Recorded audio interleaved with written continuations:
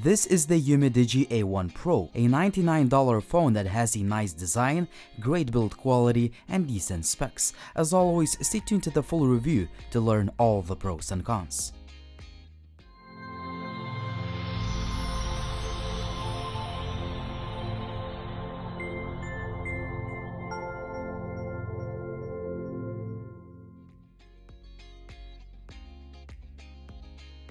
The phone ships with all the usual stuff, and some extras include a soft TPU case.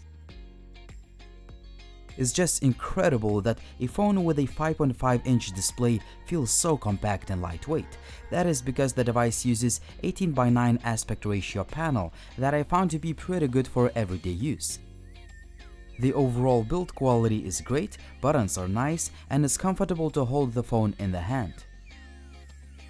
On the back we have a dual camera system and a fingerprint scanner that is accurate, but as usual there is a slight delay between unlocking and the time when the display lights up.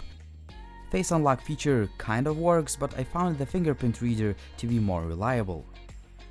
Other features you need to know: the phone has a 5-megapixel selfie camera, a headset jack, a hybrid dual SIM card tray, but no LED notification light. Finally, the loudspeaker is surprisingly good for a budget phone. Here is an audio sample.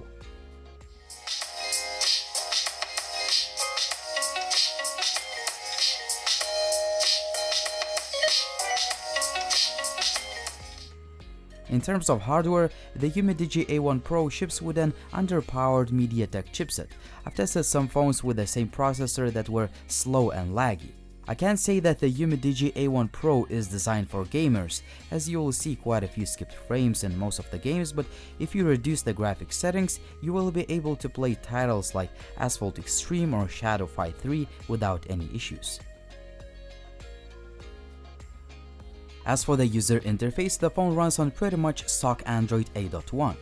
That means that the device is not overloaded with features and the overall performance is pretty good for a budget device. While I've noticed a bit of stutter here and there, you'll see a bit of delay when switching between apps, but I don't have major complaints since this is a $99 phone. For such a cheap device, the Umidigi A1 Pro takes pretty good daylight pictures. Well, I'm not saying that the images are perfect, but they are certainly usable for social media. Naturally, camera does not impress in low light. Selfie image quality does not impress either. Pictures taken using the portrait mode may look a little bit artificial, but I think images look quite nice for such a cheap device. Even the video quality is decent using main and front-facing cameras. Make sure to check out the video description for full resolution camera samples and be the judge. As for connectivity, I found the call quality to be decent and signal reception is pretty good. The GPS is quite accurate too. The phone has quite a few sensors including a gyroscope, meaning it supports 360 content. The battery life on this phone is pretty good. On average, I could achieve about 5 hours of screen on time. The phone also supports fast charging and you should be able to fully charge it in about 1.5 hours.